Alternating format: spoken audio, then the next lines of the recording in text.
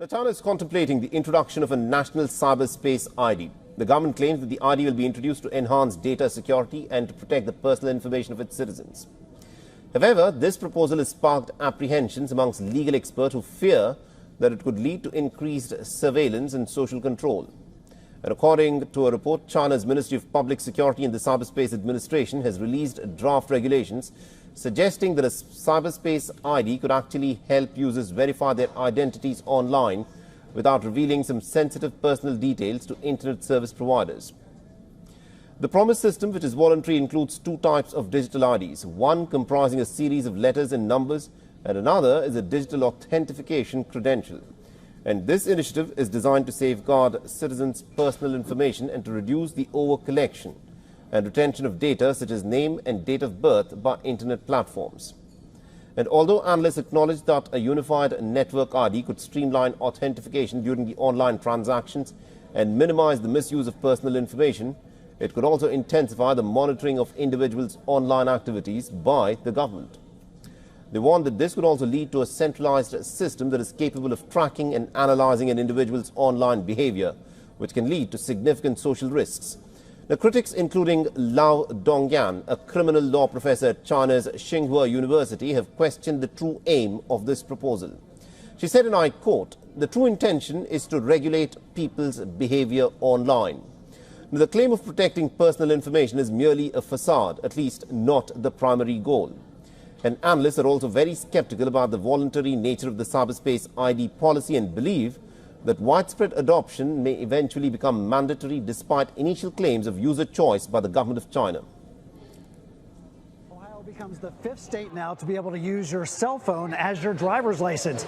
I'm News 5's Jeff Left-Coolidge at Cleveland Hopkins. Surprisingly, you won't be able to use it here. Within 5 hours after it launched Wednesday, more than 8,000 people put Ohio's new ID in their Apple Wallet. It's limited to the places that have the reading devices. So you can use it at the TSA in Cincinnati and Columbus. Lieutenant Governor John Husted says this is just the beginning. I spoke to him over Zoom about the new ID system. Husted says as more people put it in their online wallet, more businesses and services will be able to take it. You can use it at state liquor stores. Soon you will be able to use it at casinos and businesses will be able to download an app to check your ID, phone to phone. It'd just be a scanning device. Eventually, the ID will be available on Android devices as well, but you may never have to totally give up your plastic ID. So remember, this didn't exist until today.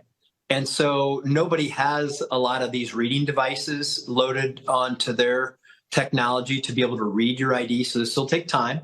Eventually, law enforcement will adopt it as an option for you. And when they do, you'll never have to hand over your phone. You'll just tap it, just like you do with any other credit card. At the busy BMV on Edgecliff Terrace, Clevelanders sounded off on the pros and cons of having more of your information in the palm of your hand. I think that's the most convenient thing. You don't have to carry all the time. I mean, people don't go out without phones, but they might go out without wallet. I think it's a great idea. I mean, I think I like the idea just because I use my Apple Pay a lot. But sometimes it could be a bad idea. You know, you have some people that steals people identities. If people can get into your phone, they can get your driver's license number, address, everything else. They already get your credit card number, and you might as well, the government might as well go ahead and tip us. That's just another way for them to keep a track of us. Lieutenant Governor John Husted told us it's supposed to be convenient. Well, the good news is this is completely optional. And while it's not here yet, Cleveland Hopkins will eventually be added to the list as more states get into the real ID business. At Cleveland Hopkins International Airport, I'm Jeff Left-Coolidge for News 5. Of the risks in handing out data to companies like Optus and Medibank. But what if you never had to reveal your address ever again? New South Wales is leading the way with a one-stop shop, allowing us to prove and protect our identity once and for all.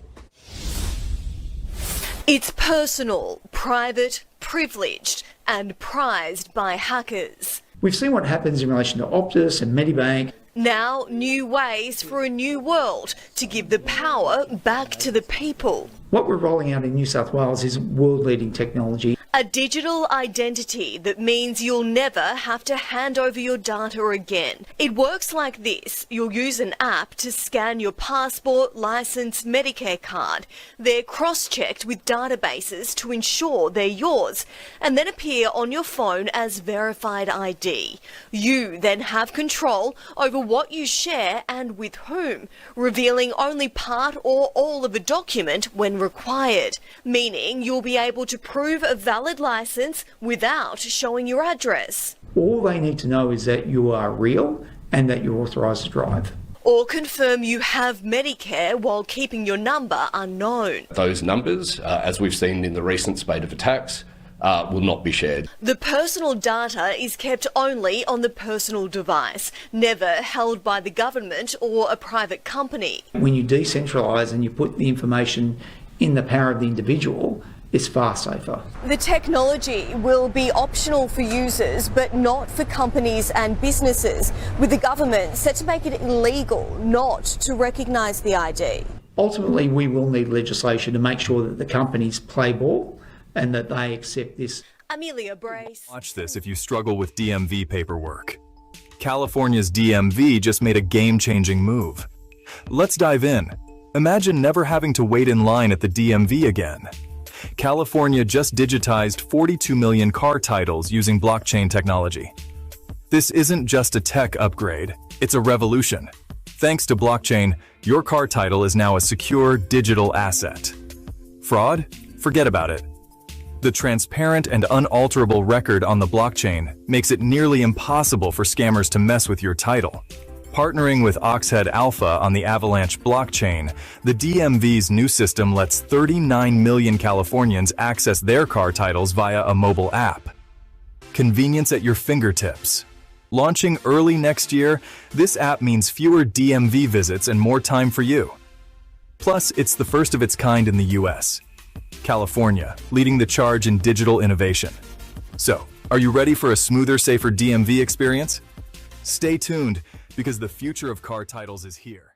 So let's have a digital health certificate acknowledged by WHO if you have been vaccinated or tested properly, then you can move around. So for the next pandemic, instead of stopping the movement of the people 100%, which clogged the economy globally, you can still provide some movement of the people. Indonesia has achieved, G20 country has agreed to have this digital certificate using WHO standard, and we will submit into the next World Health Assembly in Geneva as the revision to international health regulation. So hopefully for the next pandemic, we can still see some movement of the people, some movement of the goods, and movement of the economy. That our three organizations, Hyperledger Foundation, Finos, and Digital Dollar Project, we've really seen this need for open collaboration, open development in the central bank digital currency space and the research and projects that are happening. So for this reason, we're coming together to start an initiative, the Open Digital Currency Initiative, to promote open source collaboration and governance in the CBDC space. Our aim is to promote the open collaboration development of central bank digital currencies involving all kinds of stakeholders, not just central banks, but those who are helping central banks and anyone else who's involved in this space, so that we can develop really publicly shared resources and avoid duplicating efforts. From our perspective, we really think that most CBDCs are going to be quite similar. It's time for another Bullet Point Bulletin powered by Plato Data Intelligence. Web3 data intelligence, private, secure, trusted. For more information, visit platodata.ai. The Federal Reserve Bank of New York has completed a successful pilot of the use of central bank digital currencies for wholesale cross-border transactions. The experiment, also known as Project Cedar Phase 1, aims to explore the capabilities of blockchain technology in payment delivery and the application of central bank digital currencies in wholesale payments. Testing was conducted on separate blockchains to explore the capabilities of blockchain technology in delivering fast and safe payments for a lower settlement cost. The New York Innovation Center, the entity charged with the project, exchanged a U.S. digital dollar with experimental foreign currencies in a simulated environment powered by blockchain technology. The experiment showed a significant improvement in which the average clearing and settlement of transactions reduced from 2 days to under 15 seconds. Additionally, the framework could enable atomic settlements, an instant and simultaneous exchange of assets.